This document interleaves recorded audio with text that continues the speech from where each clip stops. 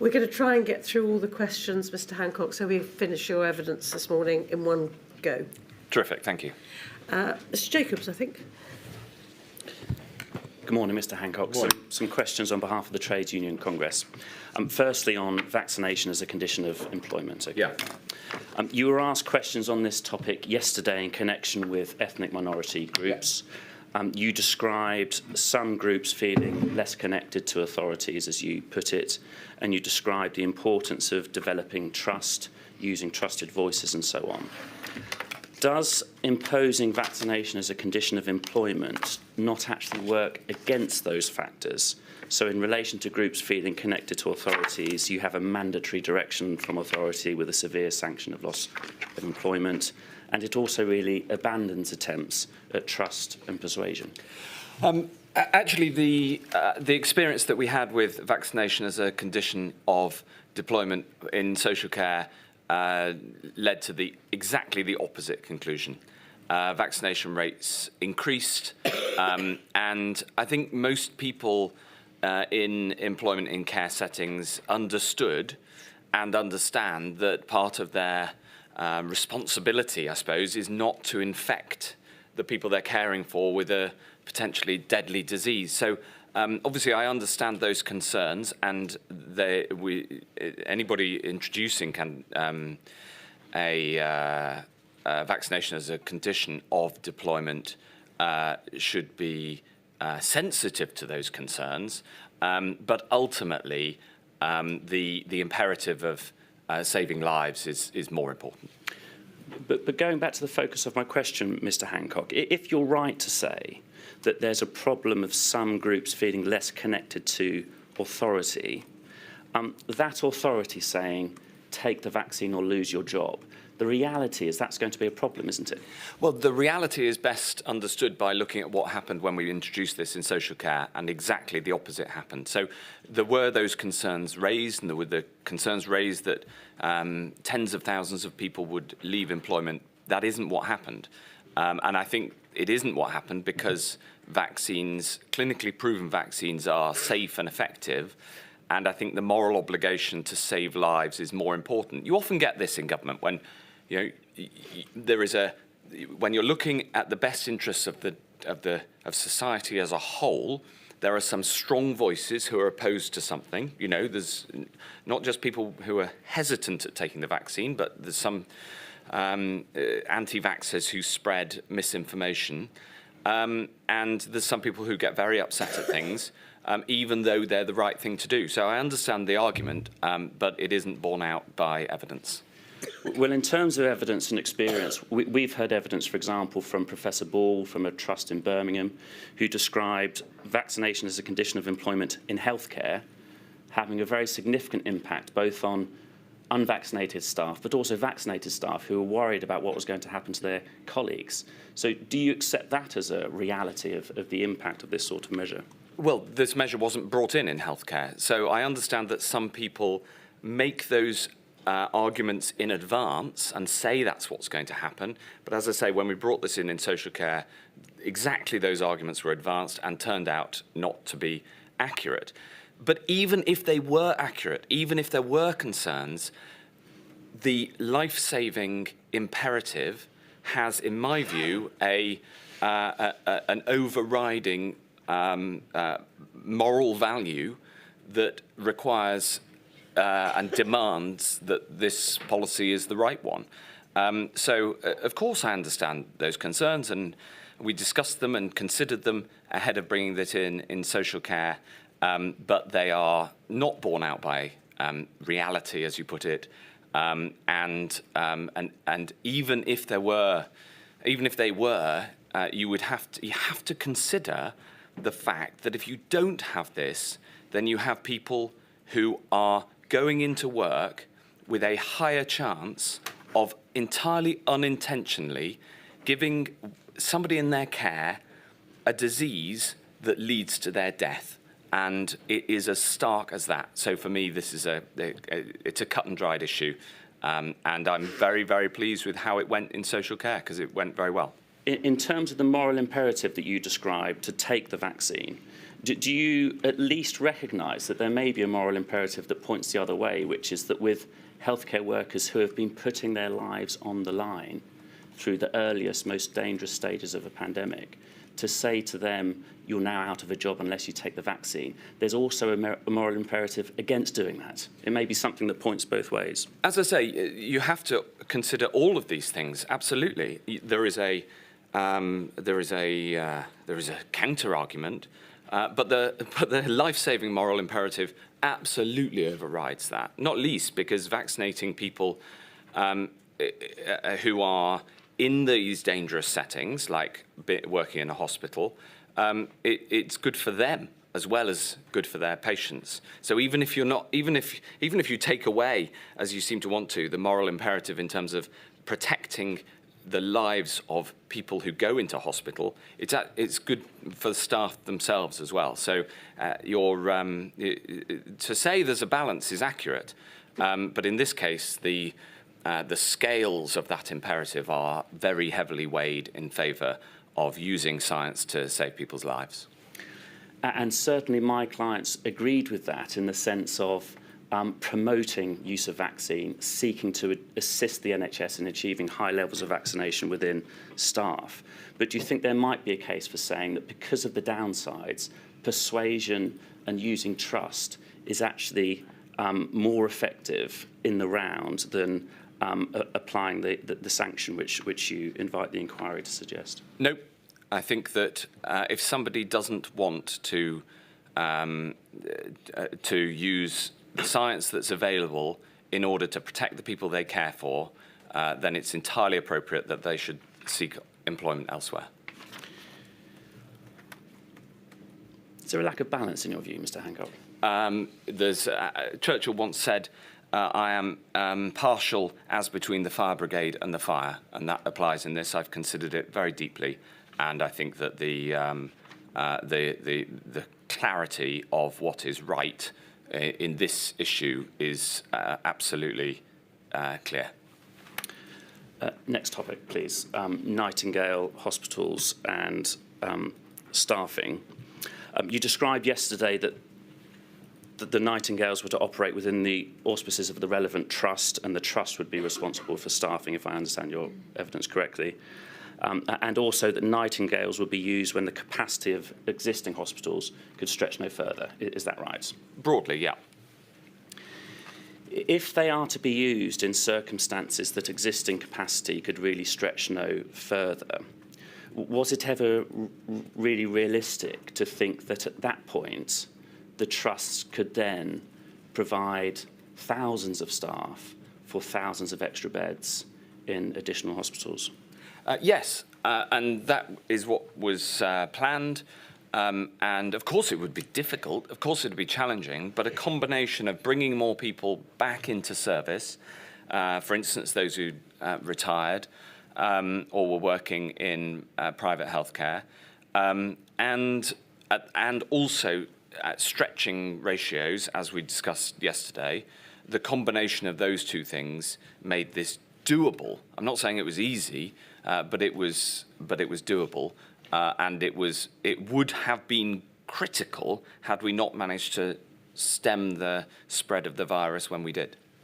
You say boldly yes, Mr. Hancock, but we've heard about these being used when staffing ratios in intensive care is already 1 to 6. Yeah. So where do these intensive care specialists appear from?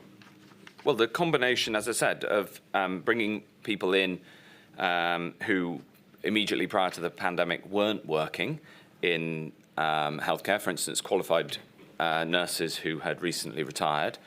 Plus, sorry, just to pause you there, Mr. Hancock. Have they not been brought in already to assist with existing hospital capacity? Yes, the combination of bringing them in, and bringing it and stretching ratios meant that we were able to service more physical capacity. So, as you know, to deliver an effective hospital bed and effective hospital treatment, you need the staff and you need the physical equipment. And by building the physical hospital and by stretching staff ratios and bringing in more staff, you could therefore enhance the number of beds. So yeah, but my central point is I know this is an enormous challenge, but it was doable, and to the degree that it was needed in those hospitals which did take patients, we did it. I think I'm at my time. Thank you, my lady. Thank you, Mr. Thank Hancock. you, Mr. Jacobs. Mr. Stanton, Mr. Stanton's behind you as well, Mr. Hancock, I'm afraid. Good morning, Mr. Hancock. I ask questions on behalf of the British Medical Association. I'd like to ask you about staff burnout and the trauma they experienced. Yeah. The context is the circumstances we heard described yesterday by Professor Fong, and with regard to the fact that survey responses to Professor Fong and his team reported symptoms of serious mental illness, including severe depression, severe anxiety and PTSD among ICU staff at a level of approximately 50%. I recognise from your evidence that you have personally witnessed and experienced those circumstances as well. But I'd like to ask you, were you aware that the levels of trauma experienced by healthcare workers were of that magnitude? Yes, I was, and you acknowledged that I witnessed and to a degree experienced this, and of course, and I worked incredibly hard, but not nearly in the same way as those who were experiencing this and the death directly, day in, day out in intensive care. So I'm grateful for you acknowledging that I spent as much time as I could on the wards, but it was nothing like those who worked full-time in intensive care. I am aware of the figures that you quote. It was something that we were worried about from the start. It is a consequence of the enormous pressures and the deadly nature of the virus, absolutely. Thank you. Can I ask you about the general points at which you became aware that this was such a significant issue? And can I ask how that factored into some of your strategic decision-making and also engagement with your senior colleagues? I'm thinking about the period between the first and second waves when healthcare workers and the NHS generally desperately needed to recover. And also from your evidence yesterday when you described speaking to a doctor in distress who told you that there must not be a third wave. So at that point, we were worried about a third wave because it had taken us so long to win the argument for the necessary lockdown second time round. And thankfully, because of the vaccine, that didn't happen. And that was, well, thank goodness for that. We put in place measures as much as we could and as early as we could. This included, for instance, introducing wellbeing and recovery areas where possible, supporting hospitals to do that. That was really a hospital by hospital decision rather than one that we implemented directly. I spoke to the BMA and other unions regularly throughout this period in order to understand these pressures and see what we could do. There were contractual changes in some places in order to try to make sure that the problems were mitigated, but it was very much mitigation because of what was effectively a wartime attitude in the intensive care and other settings across the NHS. Thank you. Could I ask you about the type of support and the strategic way in which that support was put in place? And just taking an extreme example, obviously with a single individual who would be experiencing mental health issues, that is absolutely for the employer to deal with and deal with at that level. When you have issues at this level, reports of approximately 50% of staff experiencing severe anxiety, etc. Do you think a more central role and leadership was required? Not necessarily from you, but NHS England, for example? Yes, so there's absolutely a need for national measures as well as local measures when there's something of this scale. For instance, NHS England put in place a first port of call phone line, essentially, an emergency mental health phone line for NHS staff, and it was something that the Chief People Officer in NHS England was engaged on and very concerned about. You're right to say that the formal accountability was with NHS England rather than the department, because NHS England, but the individual employer is, of course, the trust, the GP surgery, or the local NHS institution. So there was a need for national and local measures, and if there's further things that can be put in place earlier in the future, then I think that the BMA is very well placed to recommend them. Thank you. And final question, Mr. Hancock. How can we avoid this level of trauma in future pandemics, future health emergencies? The absolute number one thing that we can do to avoid this sort of trauma for NHS staff is to bring in lockdown measures early in response to a pandemic level pathogen. And I think that those who understand the consequence of waiting before bringing in measures that are going to be necessary need to unite to win that argument. There are still people making the argument that lockdown wasn't necessary, or in future we should try to do without it. I think that is false, wrong, and dangerous, and we should. And the case needs to continue to be made so that should a pandemic potential pathogen hit, which could happen at any time, we're ready.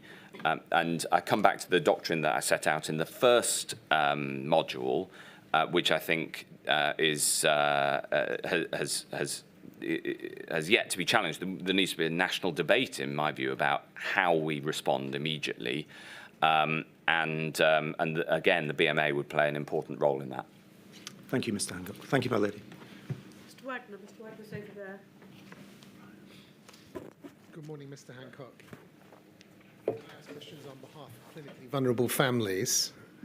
I've got two areas to ask you about. The first is shielding. You say in your statement that in your view, shielding saved many hundreds of thousands of lives. Is that fair? Yes, it's very, very difficult to estimate, but it was a huge programme, and I think it's likely to be in that order of magnitude. Is that based on any scientific study, or is it? Yes, it's my best estimate based on the number of people who were in the shielding programme, the risks that they face should they catch COVID, which of course by its nature was much higher than the general population, and the likely reduction in the in transmission amongst those who were shielding, but it's very hard to know for sure. Yeah. So is that your estimate, or is it somebody's given you that estimate? There was some internal work done before I left office, but the because the statistical challenges, because there isn't a control group because we chose to support everybody rather than have a control group, it is not possible to get an estimate that the government is happy to put its imprimatur to because these statistics are very hard actually to assess. I want to ask you about what might have been done differently to improve the shielding programme. Just picking up on some evidence you gave yesterday, would you agree that by definition, the clinically extremely vulnerable group who were involved in the shielding programme would also have to access healthcare settings, particularly hospitals, quite a bit more than your average member of the population? Yes, absolutely. That's by the nature of the group, that is likely to be true. And you said in evidence yesterday that hospitals are dangerous places in pandemics. the estimate is that more people caught COVID in hospitals than almost any other setting, and that's often forgotten. I just want to ask you about the combination of those factors. Wasn't there a problem with shielding that you were protecting people at home? Yes. But they were also the people who were having to go to hospitals. And wasn't it the case that, in a sense, that you were protecting people from the frying pan at home, but sending them into the fire in hospitals, and therefore not really giving protection at all? No, that's. I think you were. I was agreeing with you until the last bit. When a pandemic hits, you don't have a choice between no pandemic and the actions that you take. You have a choice between how to minimise the impact of a pandemic.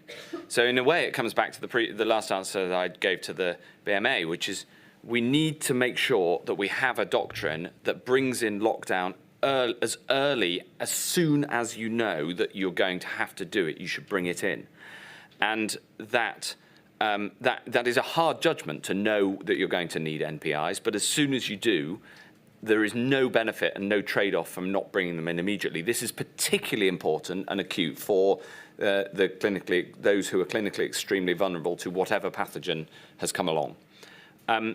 But to argue that shielding didn't work because the people who were shielded needed hospital treatment, they were going to need hospital treatment anyway. So what shielding did was protect them as much as possible from infection in the community. But the best thing to do to protect them from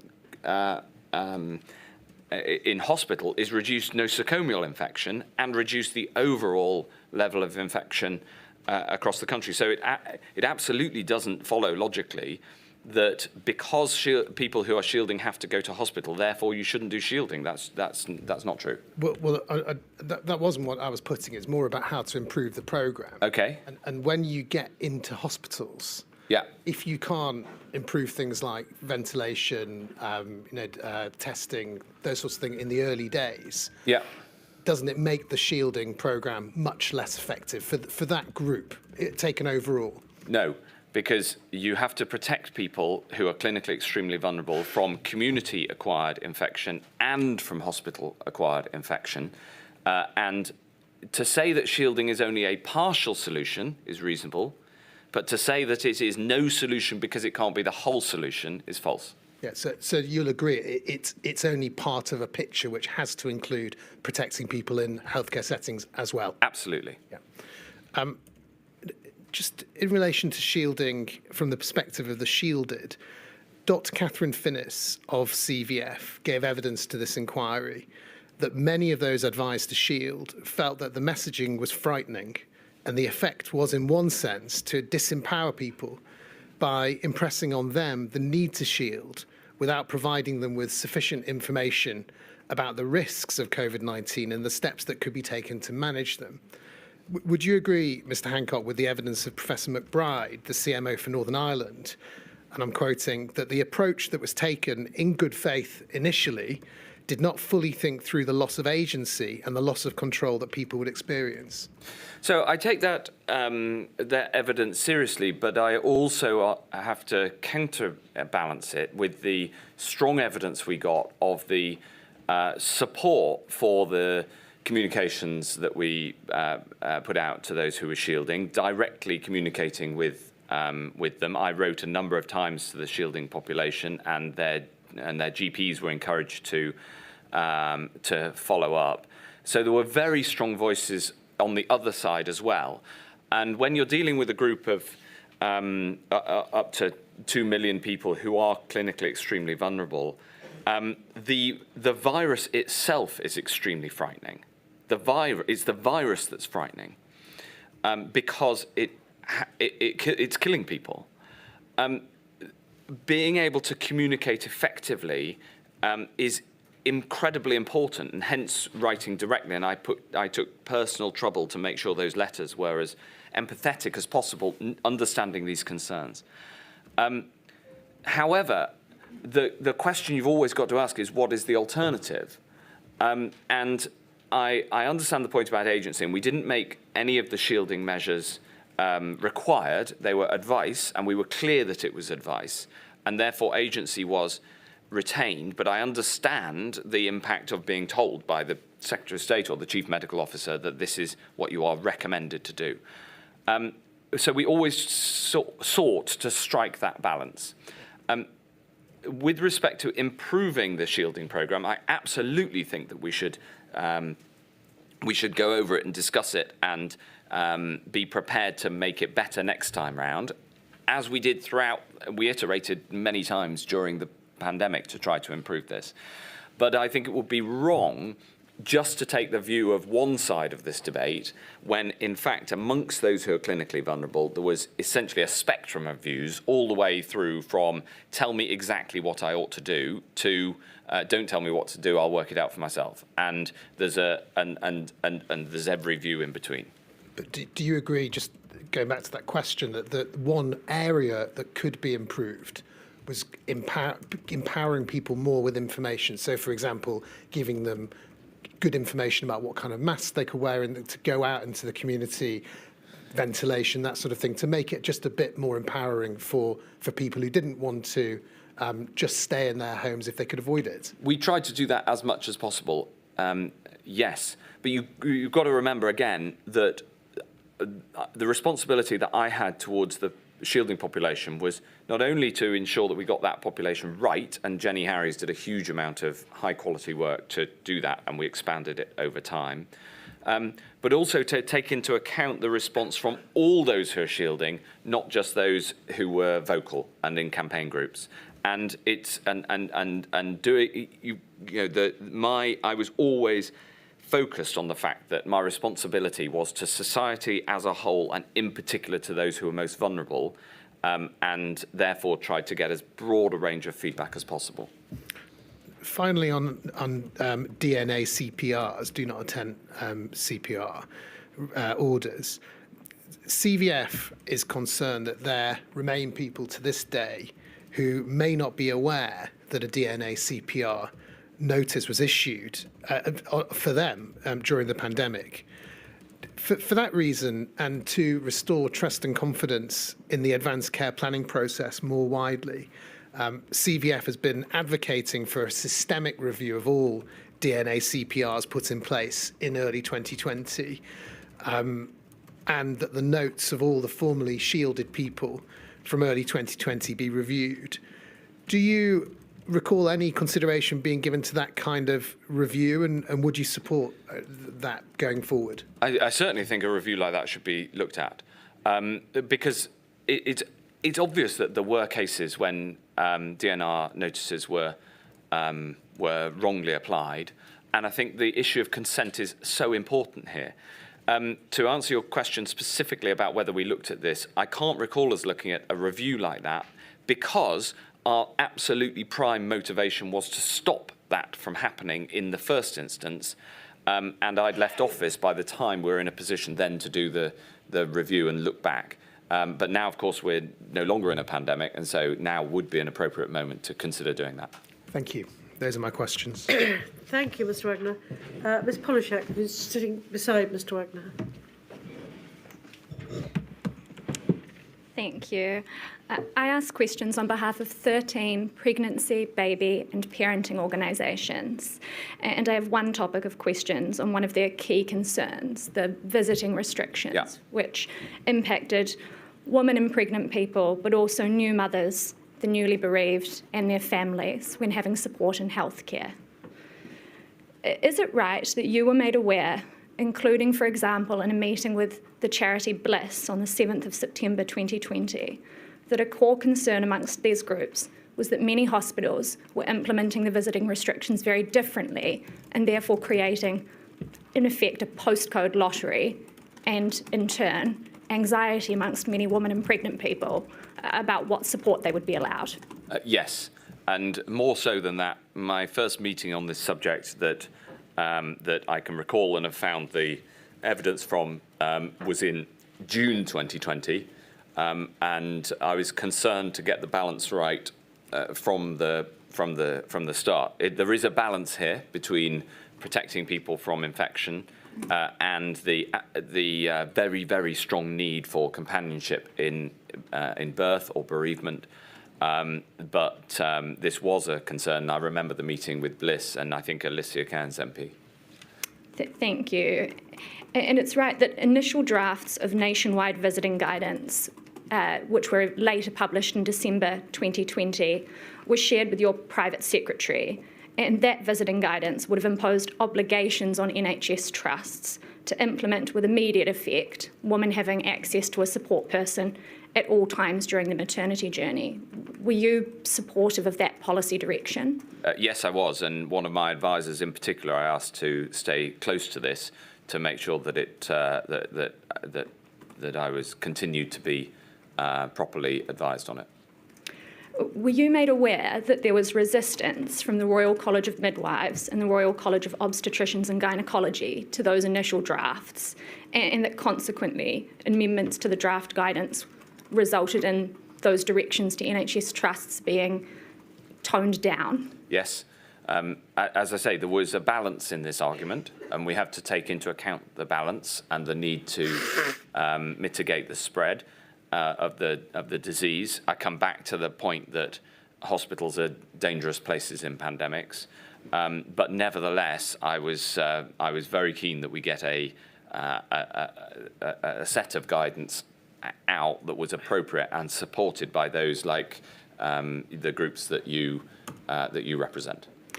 But just to be clear, did you then understand as a result that NHS visiting guidance continued to allow for localised variation and therefore maintained, in effect, the postcode lottery?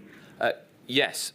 The argument in favour of that was that during the autumn of 2020, the level of disease was very different in different parts of the country, and there may be areas, for instance, that were in the higher tiers of what was then the tiering system, where a lack of visitors altogether was appropriate in extremis.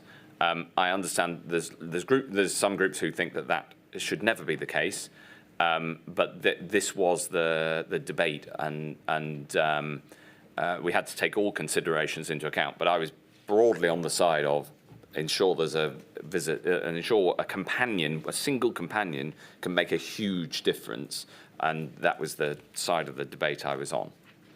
And just coming to that balance, Mr. Hancock, the inquiry has heard evidence from Jill Walton of the Royal College of Midwives, who was frank that one of the reasons her union did not endorse even the toned-down version of that guidance was because of the perceived risk to staff from COVID-19 infection. And her evidence specifically was that testing and greater access to PPE earlier for both support partners and staff absolutely, and she said definitely would, have facilitated further visiting. We've talked generally about PPE shortages and you've given evidence on that, but were you aware of those specific concerns about PPE shortages in maternity care? I wasn't at the time, but I am now. I would say, with respect both to PPE and especially with testing, there are many, many examples of things that can be done better if you can expand your testing fast enough. That's why I was had my shoulder to the wheel on that in a very public way, to try to make the expansion of testing happen as quickly as possible. And this is just one heart-rending example of why it's important.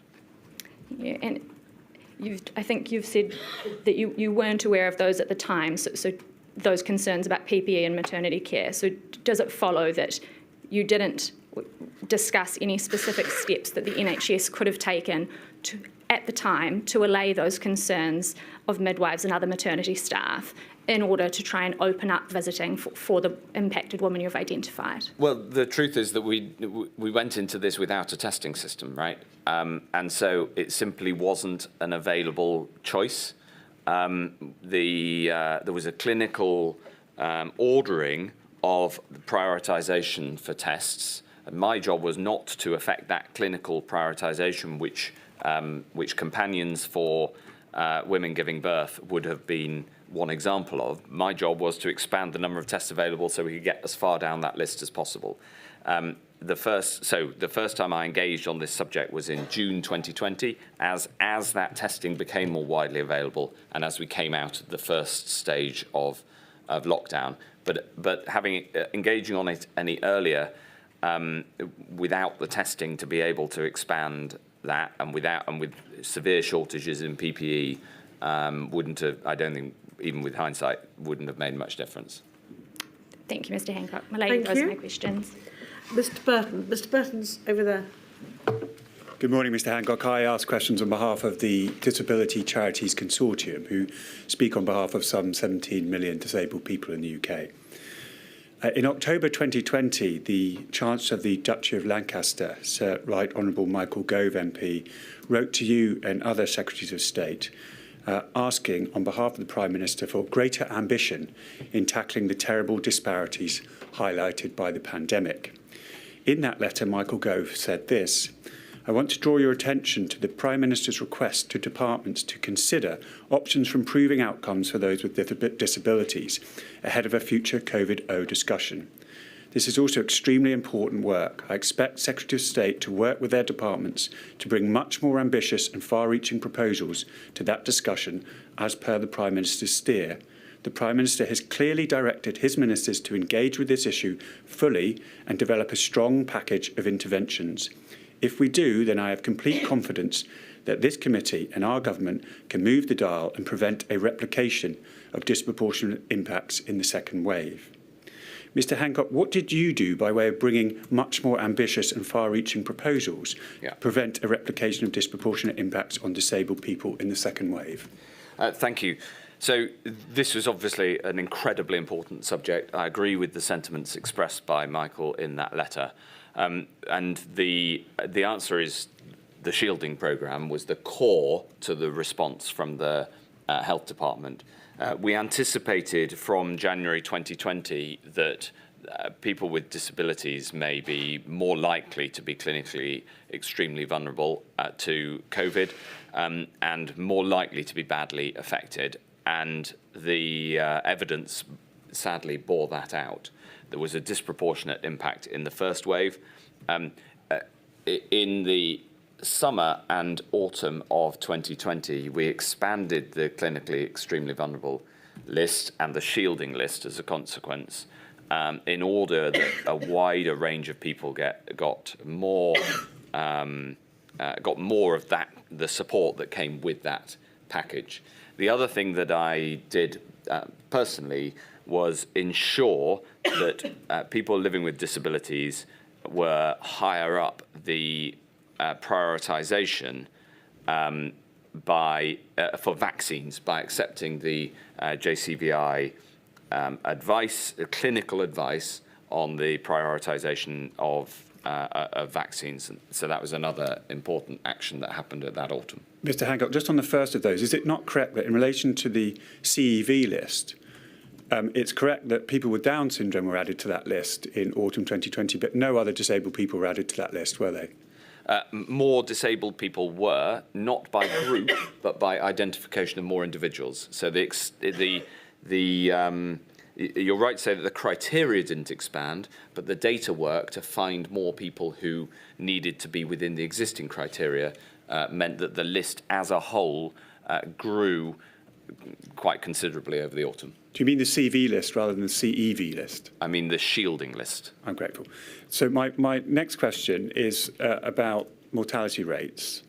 In October 2020, the ONS established that 6 in 10 deaths that occurred between March and July 2020, i.e. the first wave, were of disabled people. That rate of disparity remained for the second wave, even when controlled for matters such as residence type, geography, socioeconomic and demographic factors, health characteristics, and indeed vaccination status. And disabled people therefore remained at a much greater risk of death than non-disabled people. In light of that, do you believe your department did enough to reduce disproportionate impacts on disabled people ahead of the second wave? We did everything we could. And the challenge is that the virus itself was more aggressive against people living with disabilities. And that is a That is a sad fact. Mr. Hancock. In the same way that it was more aggressive against people who were older. So absolutely, we took action to reduce the total number of people affected and the disparities. But the disparities are a result of the nature of the virus. So you're saying disabled people were clinically more likely to die from COVID-19 than non-disabled people? That is the clear evidence from the data, yes. Would you be able to assist us with what evidence you're referring to, Mr. Hancock?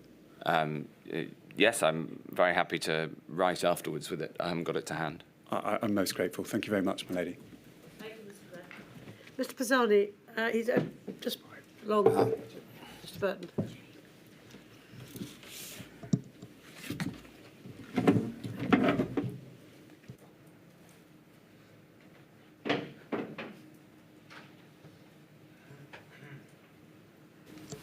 Thank you, my lady. Mr. Hancock, I ask questions on behalf of Mind, the mental health charity. The context of my question is this. Firstly, at paragraph 4 of your fifth witness statement, you say that the single most important fact about the NHS in the pandemic is that it was never overwhelmed, although, of course, you do qualify that by saying that demand never exceeded capacity across the UK as a whole. As a whole, absolutely. The second part of the context of my question is the witness statement of Saffron Cordery, who is the Deputy Chief Executive of the NHS Providers Organisation, in which she says at paragraph 206, quote, "Throughout the course of the relevant period, Trust leaders highlighted to us that mental health services for children and young people faced a significant treatment gap prior to the pandemic, in addition to demand stemming from the pandemic." Yes. And at paragraph 209 of the same statement, she describes how in May 2021, NHS providers conducted a survey of chairs and chief executives of mental health and learning disability trusts that provide mental health services for children and young people. The findings of that survey include that 85% of respondents said they could not meet demand for children and young people's eating disorder services, and 2/3 said that they were not able to meet demand for community services and inpatient services. Yes. So my question is, in specific relation to children and young people's mental health inpatient capacity, Yes. do you maintain that the NHS was never overwhelmed during the relevant period? Well, what I'd say to that is that this was a problem well before the pandemic. And in the 2018 long-term plan, we increased the budget for mental health services faster than the NHS budget as a whole, and within that, for children's and young people's services, the fastest still. So this is a clear and significant problem in the NHS. It remains so today, irrespective of COVID. So I would say that these services were not overwhelmed by COVID. They were already under very significant pressure before the pandemic. I'm grateful. Thank you. Thank you, my Thank lady. you, Mr. Pisani. Ms. Hannett. Ms. Hannett's behind Mr. Pisani.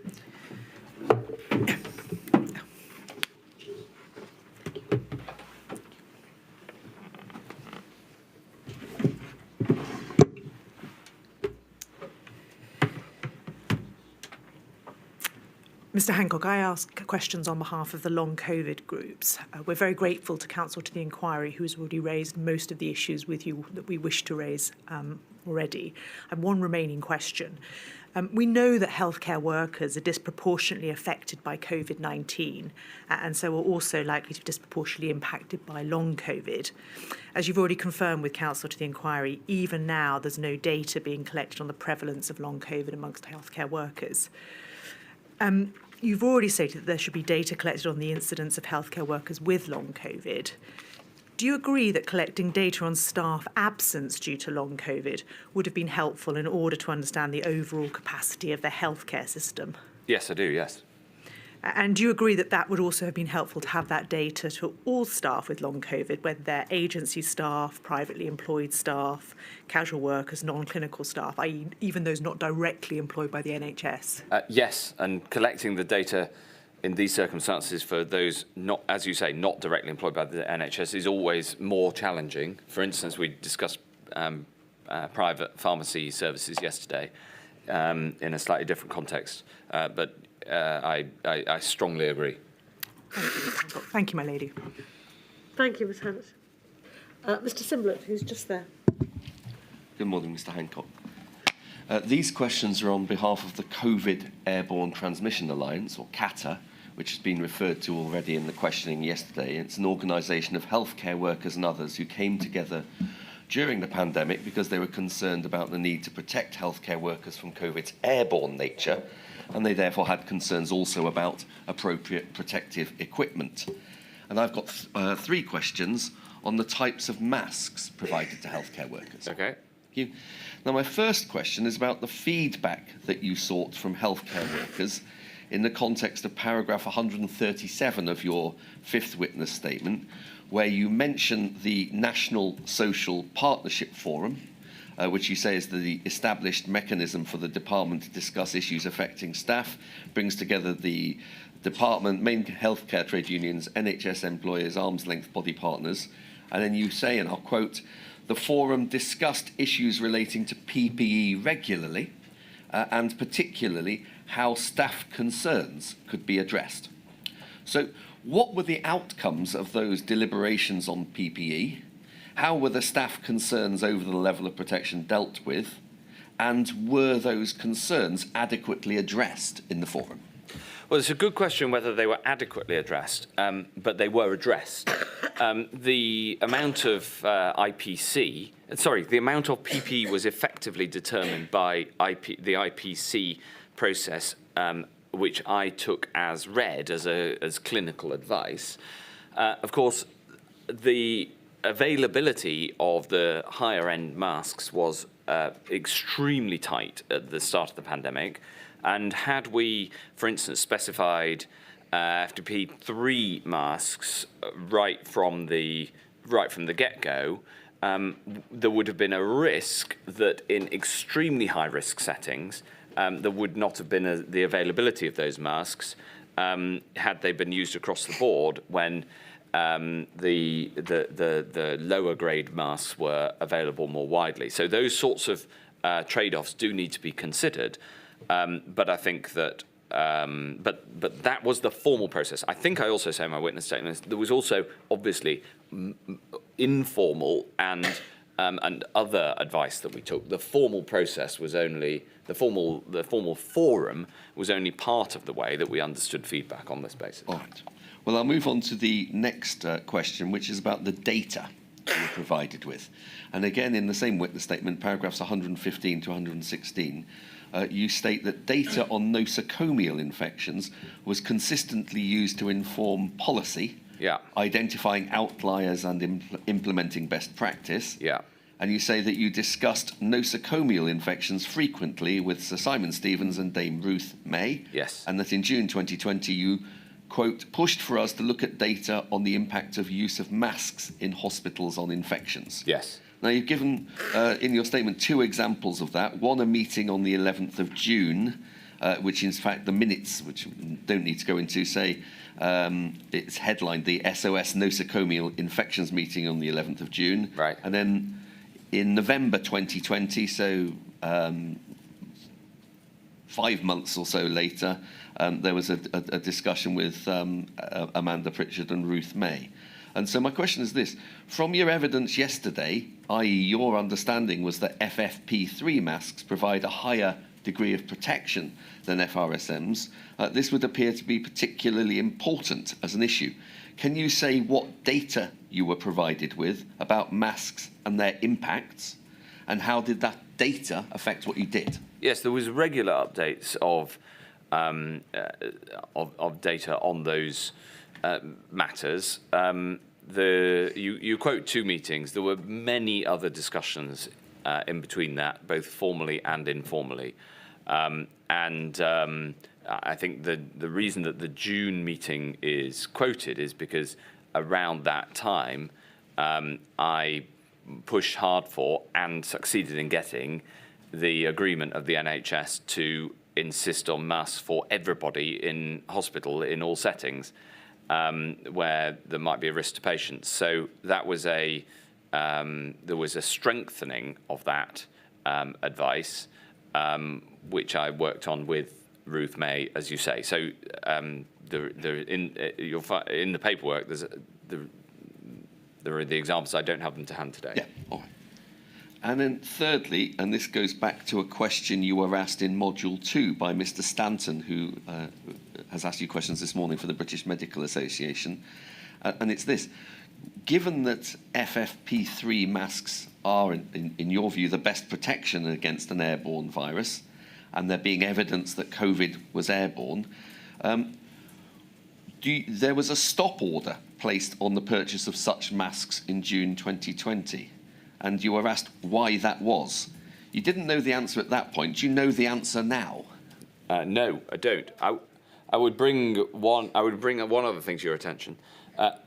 FFP3 masks are not the best protection against COVID. The best protection against COVID is to stop the virus in its tracks by bringing in lockdown measures. We understand that argument, yes, we won't Mr. go into Hancock. We're talking about protecting within equipment. masks, within the field of masks. Within the field of masks, FFP3 masks aren't the most effective. There are stronger masks as well. So, this isn't a binary question. I've no idea why a stop notice was put in place, and if I had seen it, I doubt I would have approved it, but I haven't seen the paperwork on that. Well, you've answered the question. Thank you very much. Did you say yesterday, Mr. Hancock, that you understood the IPC guidance took into account the factor of supply? Because that is not consistent with the evidence I heard from people who were on the IPC committee. Well, my understanding is it took into account the real world situation that we were in. So, for instance... Well, where did you get that impression? That's my recollection from the discussions I had at the time, milady. With whom? Can you remember? Well, I discussed these matters primarily with Ruth May, Simon Stevens, and Chris Whitty and Donna Kinnair. They were the four people I would have relied on for this on this sort of issue. So it wouldn't have been the people directly providing the IPC guidance? No, because that guidance was provided to me in particular through Ruth May. So your impression was, I'm not using the term pejoratively, but it was second-hand. It was indirect, yes. But an apposite example is the point about FFP3 masks. If there's only a certain number, then that sort of guidance would take into account the places where they were most in need and could save most lives. That was my understanding of it. If that understanding is incorrect, that was the impression that I had. And there may be a difference between what was considered formally and what was broadly taken into account in these decisions. The paperwork will only show part of that. Thank you. Who's next? Sen Gupta, over there. Thank you, my lady. Mr. Hancock, I represent the Frontline Migrant Health Workers Group.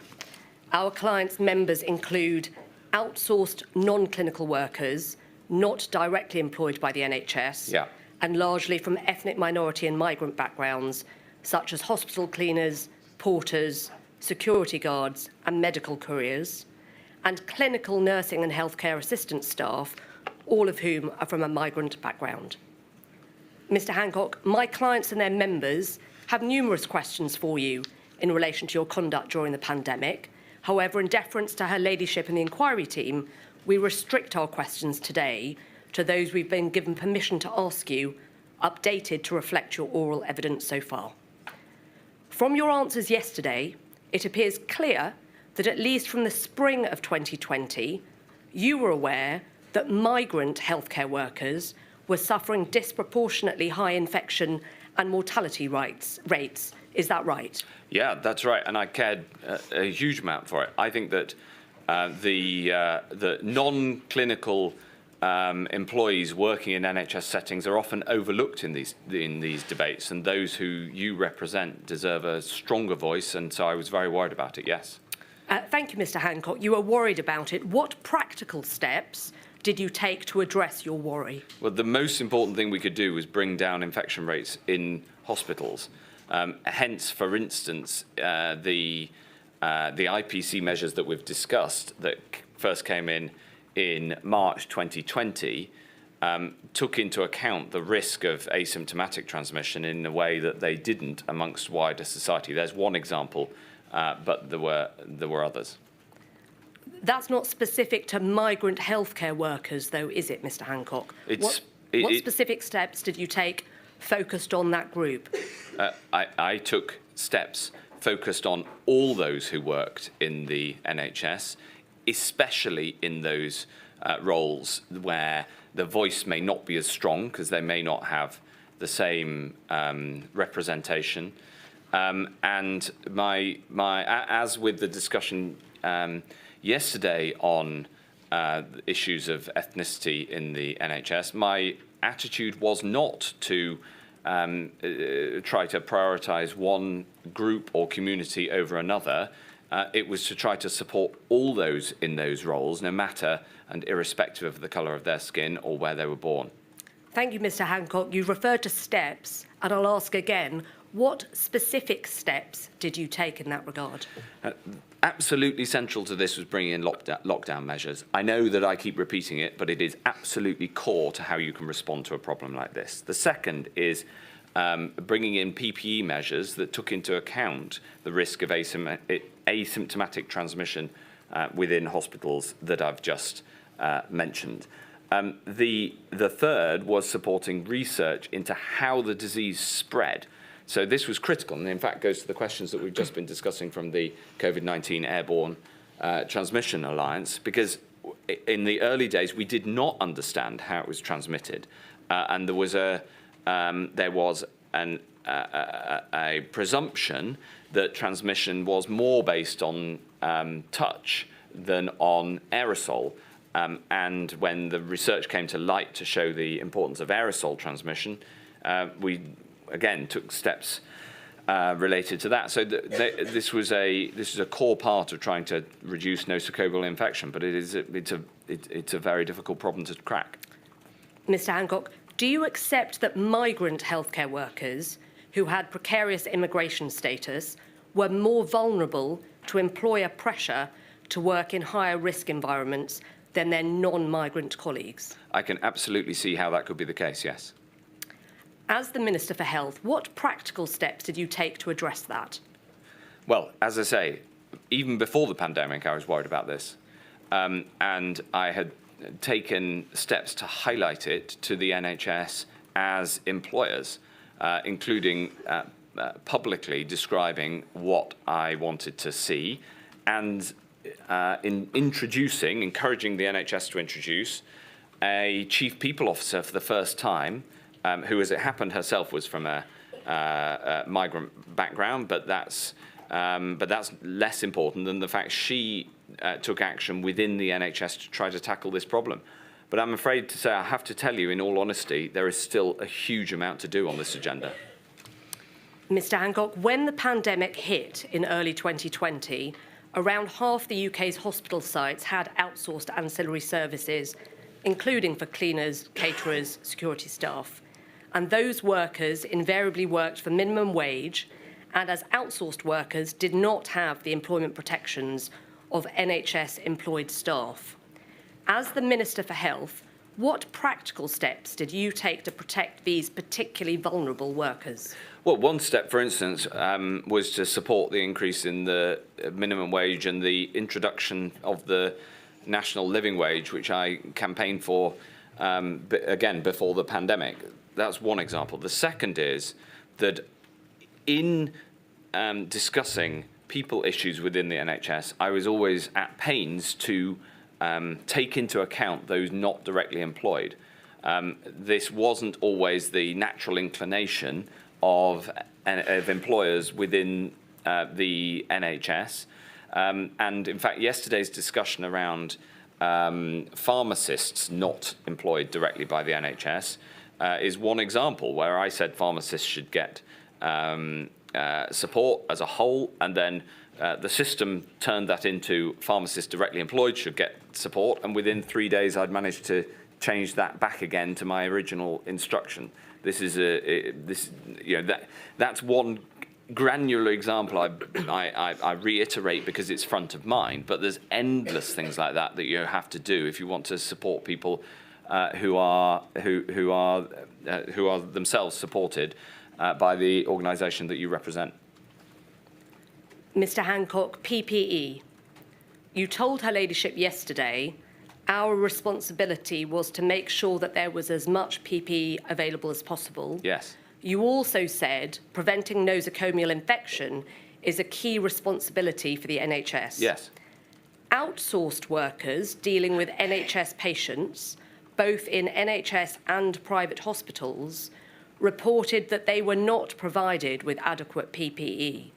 As the Minister for Health, what efforts did you make to ensure that outsourced workers in hospitals were provided with appropriate or indeed any PPE? Well, again, my responsibility was to ensure that there was PPE broadly available and that as a nation we didn't run out.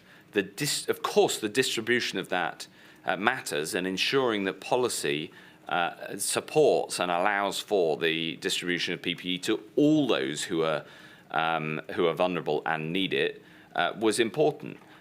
One example of this is that we set up PPE supply chains from the government to organisations, including many of those that employ those who you represent, who before the pandemic would have bought their PPE entirely privately.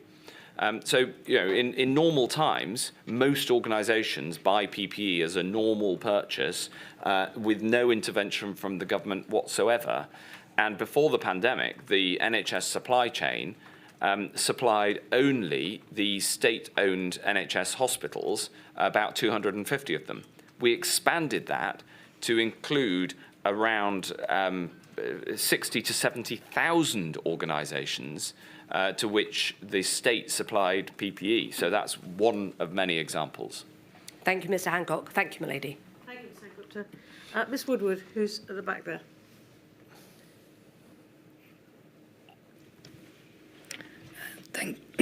Thank you, Mr. Hancock. I ask questions on behalf of COVID-19 Bereaved Families for Justice Cymru, and my question is about communications with the devolved nations, and it relates to evidence that Frank Atherton, the CMO for Wales, gave to the inquiry during this module. The transcript of Dr. Atherton's evidence can be found at tab 62 of your bundle, Mr. Hancock, and for others' reference, it's PHT 000000108. I'm afraid I'm going to have to read out a length of Dr. Atherton's evidence to you to give my question context. When asked about instances where the approach in Wales diverged from the approach in England, Dr. Atherton said this: testing was a bit of an issue, the testing strategies generally.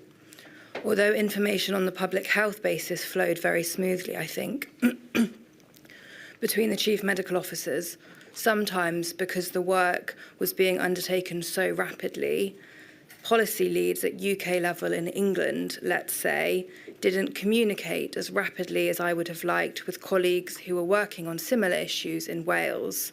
And that did lead, I think, to some divergence and some difficulties in keeping up with what everybody was doing. When he was asked about a solution to that communication issue, Dr. Atherton said, I think in the same way that chief medical officers met and continued to meet regularly, there needs to be more communication between policy officials, policy leads between the four nations. I think to some degree that is already happening, but that would make far more sense. It's very difficult in the heat of a pandemic because work was often being directed by, say, the Secretary of State at UK level, and it was very difficult, I think, for policy leads, policy officials there to always remember to link up as closely as they might with policy leads in the other devolved nations. It's something we need to continually work on as civil servants. We can see from this passage that in relation to testing, Dr. Atherton appears to suggest that there were delays in information being communicated from policy leads at the UK and in England, including the Secretary of State, to those working on similar issues in Wales, and that this led to divergence and difficulties in testing policy between the nations. My question is this, Mr. Hancock. Do you agree that these communication difficulties were as a result of delays from the UK government, including yourself? Well, I agree with precisely with the statement as read out from the CMO for Wales. Your interpretation isn't quite right, because it's true that there could be decisions that I had to make very rapidly as the UK Secretary of State, some of which would involve have an impact on devolved issues, because my role was both as the Secretary of State across the UK and directly responsible for the operation of the strategic operation of the NHS in England rather than across the UK as a whole. But what he said, and I think is right, is that there was good quality communication with CMO, between the CMOs. There was also high-quality communication amongst ministers. We had exactly as he set out and recommended, we had a weekly Zoom meeting. I personally went at the start of the pandemic in anticipation of this problem to go and visit each of the other three ministers, and we had an excellent rapport which can be seen on the WhatsApp channel that we communicated on very, very frequently. The point that he's making is that is amongst policy officials, maybe that needs to be strengthened too. Personally, I can't. I'm not sure what communications that were at that level. We had policy officials sit in on those weekly calls as well, but I'm sure that it can be improved. The point he was making about decisions by the Secretary of State, sometimes I had to make very rapid decisions, and that therefore inevitably makes this sort of communication harder, and that is absolutely true.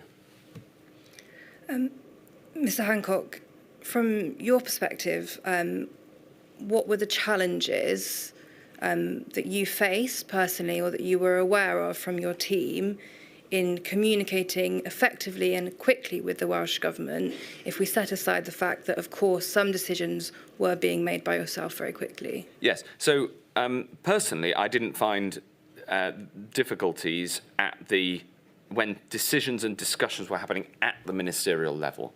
I had an excellent relationship with Vaughan Gething, who was the health minister for almost all of the time, and we would speak or message directly if we needed to, or we'd communicate in more formal settings, including the weekly meeting. And I would say that we supported each other through both going through similarly extremely challenging circumstances and having to make enormous decisions in between unpalatable options. Whether there could then at the next level down be better communication, if that is the evidence of the CMO in Wales, then I wouldn't dispute it. To give an example of that in substance, one of the particular challenges between England and Wales was the provision of testing at the border, because for many people, their closest testing site might be on the other side of the border. For instance, the data integrations between the NHS in England and Wales were poor and need to be radically improved, because if you live in, say, Chester and work in Wrexham, your data needs to move from one to the other. As it happens, I had a flu jab in Wrexham earlier this week, and I'm a patient in England, and who knows whether that data will make it onto my medical record, my English medical record. But that's a highly technical, specific example, but that is the level of detail that we'd get into. Thank you, Mr. Hancock. Thank you, my lady. Those are my questions. Mr. Weatherby. Thank you. Good morning, Mr. Hancock. I ask questions on behalf of the COVID bereaved Families for Justice UK. The first topic was covered by Ms. Carey yesterday, asymptomatic transmission, and I think you agreed that decision and policy making in that respect should have proceeded on a precautionary basis. Have I understood that right? Yes, and should in future. And should in future. What I wasn't so clear about is whether you accepted that as Secretary of State, looking back on it, you should have ensured that in fact that is what happened. My challenge, looking back on it, is that I was facing a global consensus to the contrary. I pushed hard.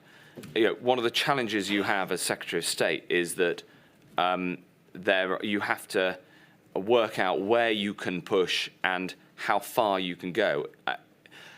Reflecting on it, of course, it would have been far better if we'd had that presumption. You're acting on an absence of evidence, or what was being told to you as an absence of evidence. But I know, looking back, if I really search for what I really felt and knew at the time, I had a strong instinct that this was the problem. Yes. The problem is, looking back, if I had simply said there was asymptomatic transmission, clinicians right up to the World Health Organization would have said, you don't have the evidence for that, Secretary of State. Yeah, but that's the point, Mr. Hancock, isn't it? We're talking about an absence of evidence rather than evidence of absence. And generally... And that was your role as Secretary of State to push back and say that. And generally, my approach was to take the reasonable worst-case scenario. Yes. And the reasonable worst-case scenario should have included the possibility of asymptomatic transmission. And just let me take this one step further. In terms of aerosol or airborne transmission, would you also agree, going forward, that the learning point is that with a newly emerging respiratory disease, the same should apply? Yes, absolutely. For a respiratory disease, yes. Yeah, thank you. Topic 2, capacity. And again, you've been asked a lot of questions about this, so I can deal with this quickly. And about the need to increase capacity and the evidence you've already given about Nightingale hospitals.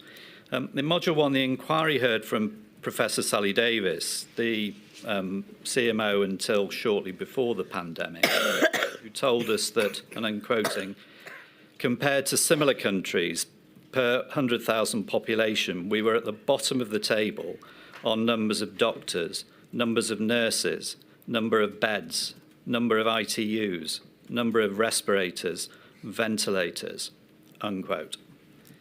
Do you agree that those were all key factors in the capacity problem in the NHS and why you needed to increase NHS capacity after the pandemic struck?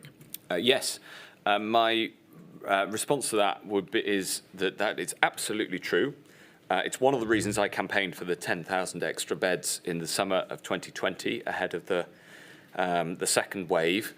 Can we focus on the position effectively at 1st of January 2020? Okay, well, in response, I was going on to say we were in the middle of expanding those numbers very radically from the time when Sally left office.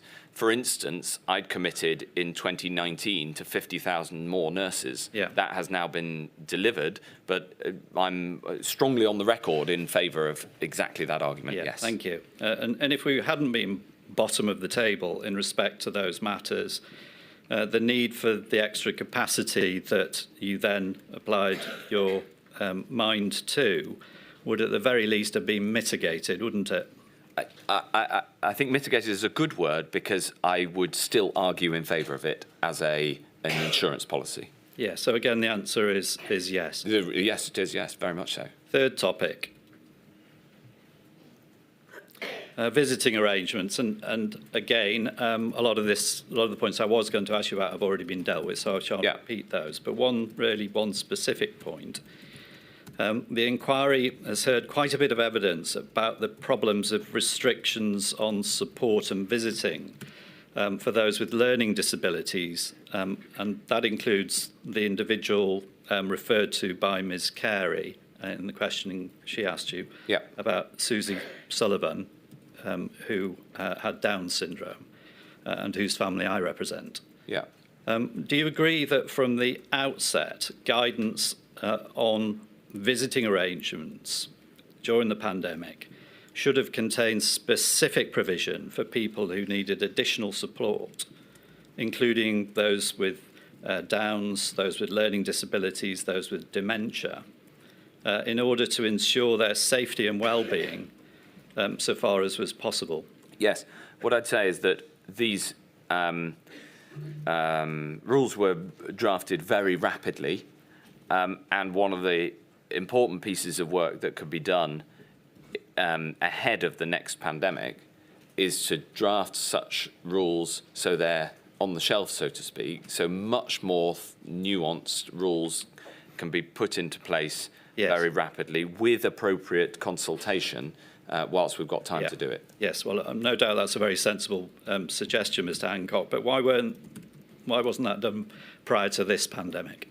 Because the anticipation of a pandemic, we've been through that in Module 1. There was huge amounts of areas where there Were you aware of the problems created by the restrictions on visitation for those needing support or those with learning disabilities? Did you become aware of that during the pandemic? I did, and I'd worked hard on the question of support for those with learning difficulties and inpatient settings in particular ahead of the pandemic, so it was an area that I was well versed in. Okay, but once the pandemic was on us and these problems arose, did you become aware that the visiting restrictions were having such a deleterious effect on people who need this kind of support? Did you become aware of that? I can't remember being presented with specific evidence of individual cases, and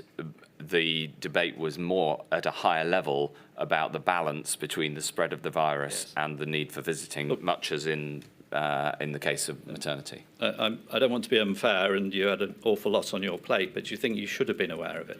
Well, this would have been brought to me as a policy issue rather than individual cases, which would have rightly been the responsibility of those on the ground. Yes, and do you think the policy problems should have been brought to you?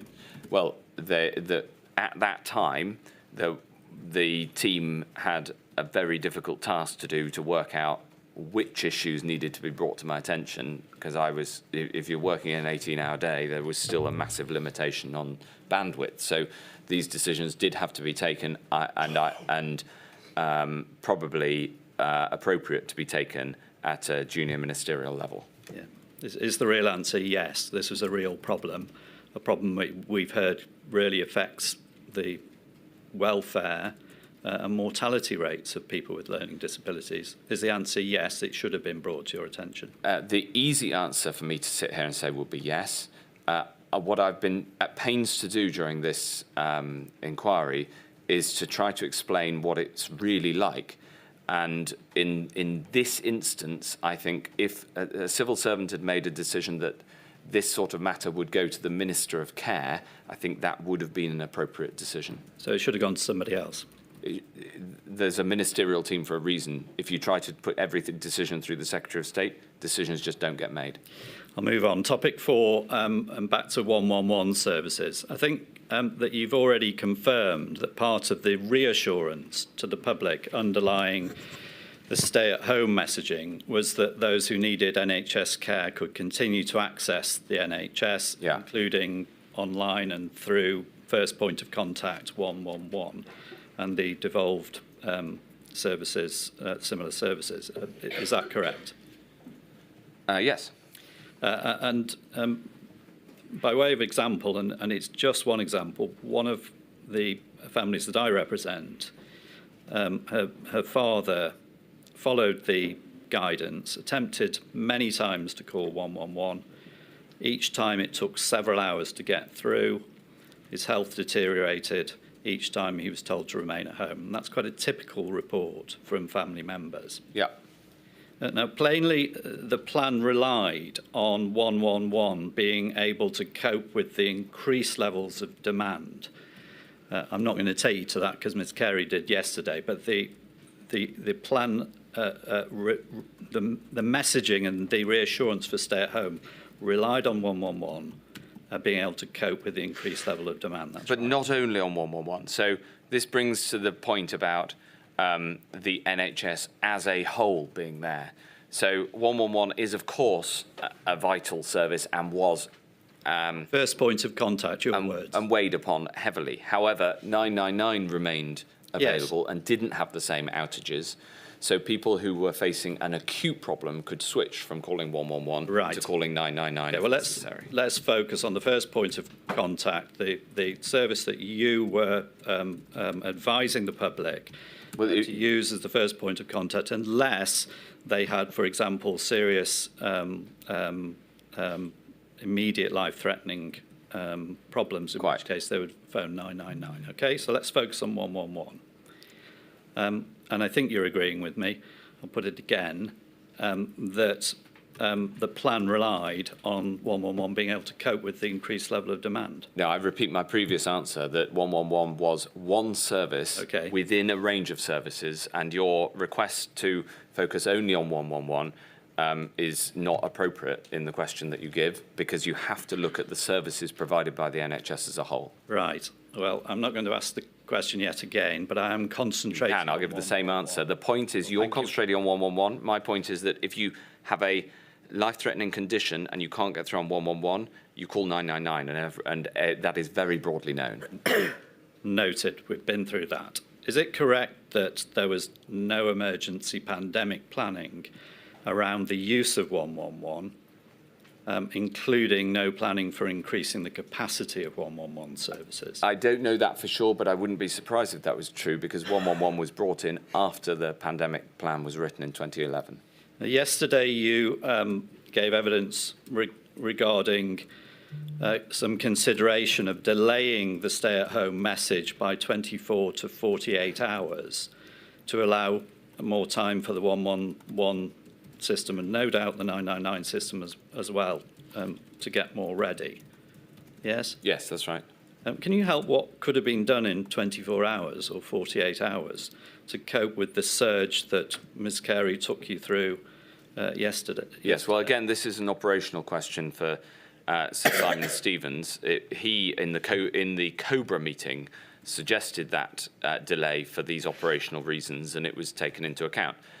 To give examples of what could have been done, firstly, there would have been more time to draft scripts, because 111 relies on scripts for call handlers to follow to give them guidance of how to answer questions. In the end, there was a matter of hours, and those scripts were put together overnight, as opposed to having 24 to 48 hours to write them. The second thing is that the operation to expand 111 and bring in more call centres could have been, would have had 24 to 48 hours more notice to put in place. So there's two examples. Okay, so but you're not sensibly suggesting that 24 hours or even 48 hours would have made a material difference to getting robust and appropriate scripts together, never mind call centres and further staff. You're not sensibly suggesting that, are you? Well, the question implies an easy world of being able to do what you fancy. That isn't what happens in a pandemic. The reality is that nothing is done perfectly. Everything is done to people's best ability. And as I say anyway, the Prime Minister then made the judgment not to wait that period, understanding and taking into mind the operational improvements that could have been made. It wouldn't have been perfect, even after 24 or 48 hours, as you imply, but it would have been easier operationally, but we decided not to do that, and with hindsight, I think that was the right decision. Well, so far as we can see from the disclosed material, it wasn't until May that you considered whether the 111 service had been able to cope with the demand that was immediately put on it by this policy. And it was in the middle of May that you caused to be conducted a deep dive regarding 111 capacity. And that appears to have come out of a quad discussion on the 18th of May. Does that sound right to you in terms of the timing? No. The work to enhance and support 111 was immediate from the middle of March when that COBRA discussion took place, and before that in anticipation that there'd be a huge surge of questions. There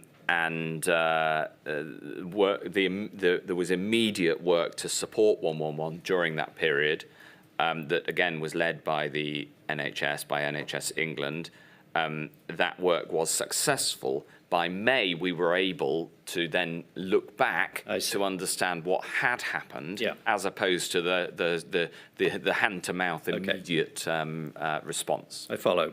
In fact, it was a result of that deep dive that you ended up being informed on, I think, the 22nd of May, of the 40% of 111 calls that had gone unanswered in March 2020, as we heard yesterday. Is that accord with your recollection? I've no reason to doubt that. Yes. Sticking with 111 for a moment, my next point, the quality of the service. Again, you were referred to the Healthcare Safety Investigation Branch investigation published in September of 2022, and you referred to it yesterday in evidence. With regard to this strong messaging, which may have discouraged some people from seeking treatment. But it's not that point I want to ask you about. The same report made a number of critical findings in relation to the 111 service, including that the COVID response service, which was an add-on, if you like, to the 111 service. It didn't function as intended. Yes. And that there were basic deficiencies in the advice, and that callers were not asked about comorbidities. And there was comment about the needs of specific groups, such as those with learning disabilities or whose first language wasn't English. Are you aware of those criticisms of the 111 service by the HSIB? Yes, I think you have to set them against the fact that, thank God we had 111 in the first place, and it did an amazing amount of work. The correct thing to do is to thank those who worked in 111 for their service and be grateful that we had it, and then to seek to improve the response in the future. I think the point that you make specifically about the pandemic response line is an important one that I haven't seen drawn out yet in any of the discussion, which was that there was a PHE contract for a pandemic response line in anticipation of the need for a phone line, and it did not integrate well. Yes. And one of the lessons should be to be ready to expand 111 with draft scripts that could draw from the learnings from I've no doubt that from the pandemic. I've no doubt you're right that that's a lesson that could be drawn. But before we get to that,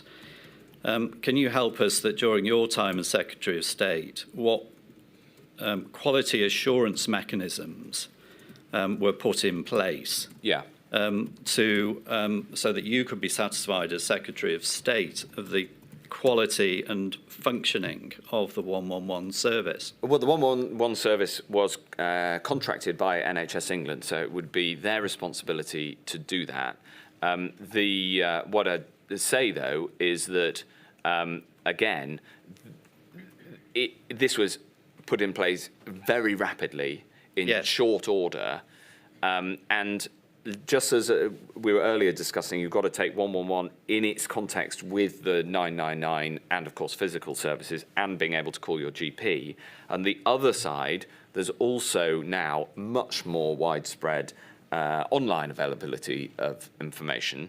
And for many people, not being able to reach 111 would lead them to search on the NHS website. We saw that journey many times as well. So you've got to see the information provision in the round rather than simply looking at one sentence. I should focus on the question. The question was that this is a big part of your policy of stay at home. It's one of the mechanisms to underpin that policy. And I entirely understand that it's being rolled out very rapidly, but you need to roll out quality assurance rapidly as well, don't you? Because otherwise you may roll out something which doesn't work, as in fact, to some extent, seems to have been what happened here. I repeat my previous answer, which is that the question implies a world of time and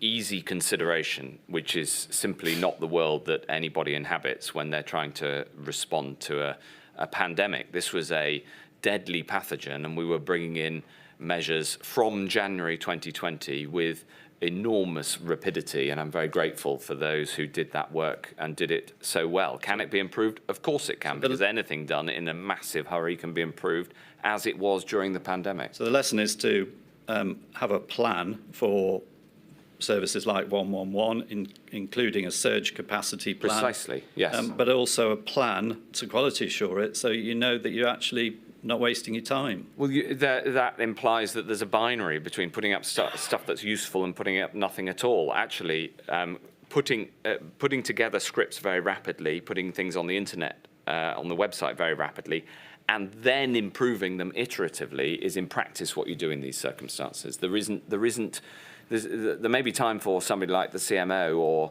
another qualified clinician to look over prepared documents that are prepared in a very, very short window of time.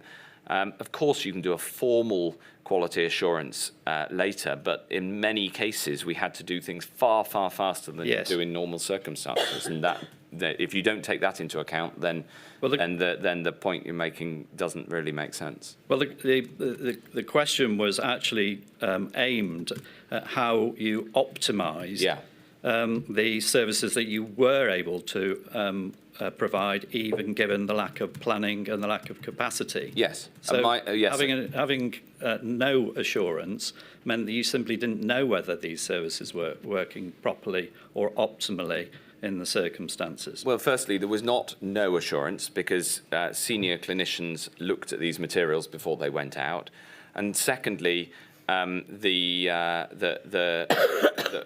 way that the world works in practice is that you get the best information you can out if you have to move very rapidly, and then you improve it over time.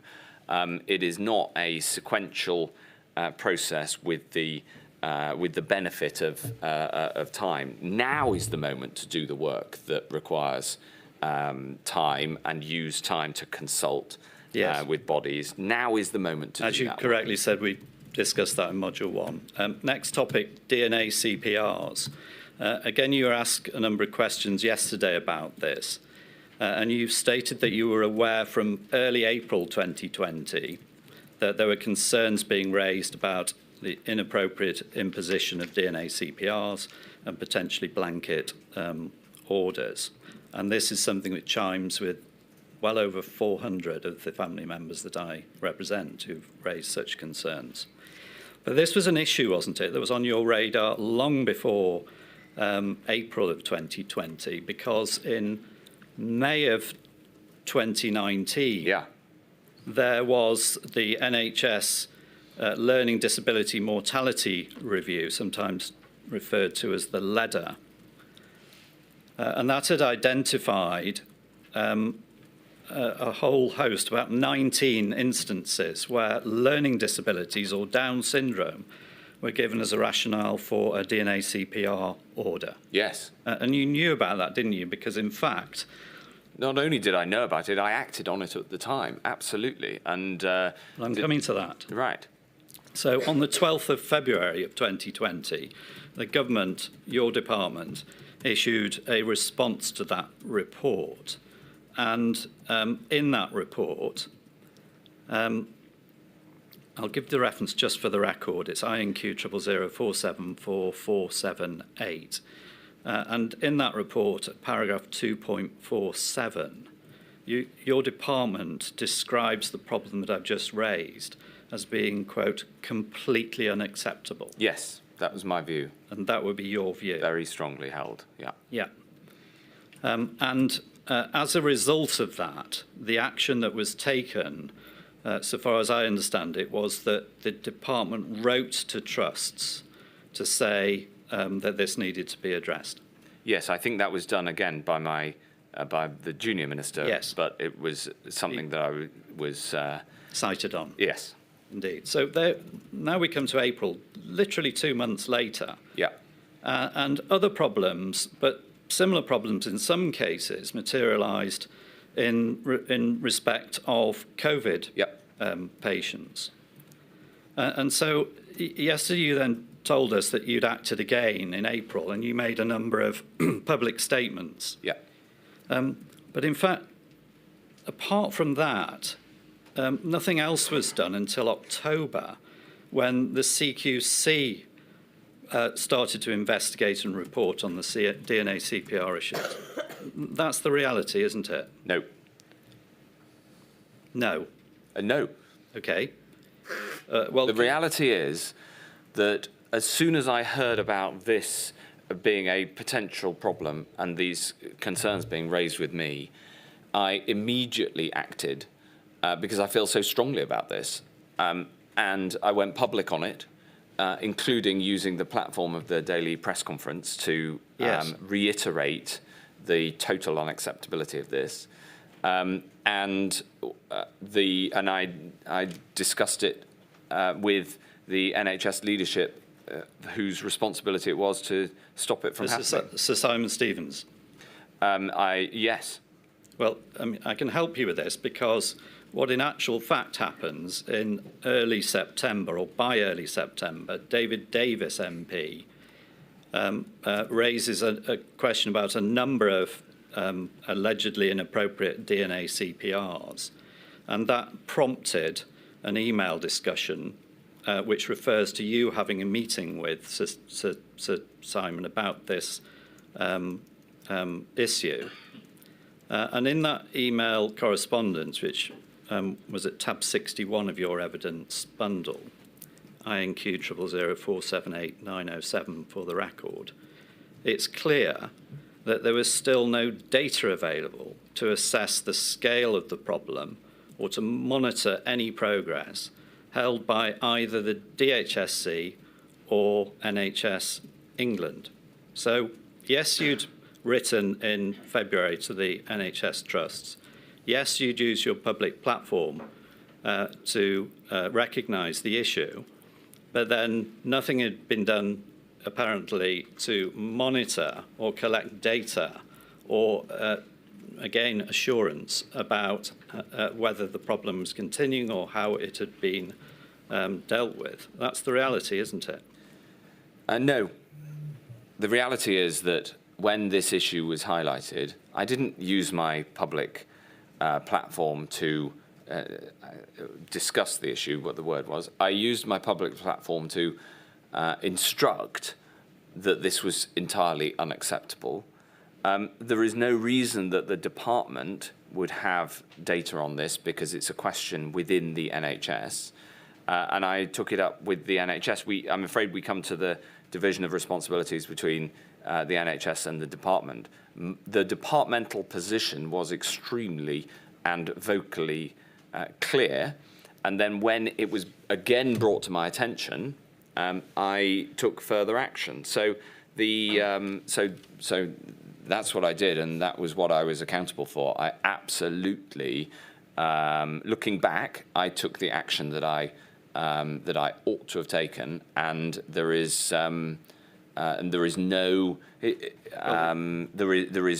absolutely no reason why anybody should put in place one of these measures without a properly consented process. Well, I've put the point to you. The inquiry has the documents, but no monitoring, no data, no assurance, and that's what happens in early September, and that's what triggers the CQC having a look at the issue. That's the reality, isn't it? The reality is that I raised this matter with those who were properly appropriate for ensuring that it didn't happen. I'm out of time. Thank you very much, Mr. Weatherby. Ms. Kerry, any further questions from you? No, my lady, I've had an opportunity to look at the transcript over the night, and there's nothing I need to clarify. Thank you. Thank you very much. Mr. Hancock, that completes the questions we have for you in this module, although I'm afraid I do know that we are going to be asking you questions in another. Thank you for your help so far. Thank you very much. Very well. Noon on Monday. All rise.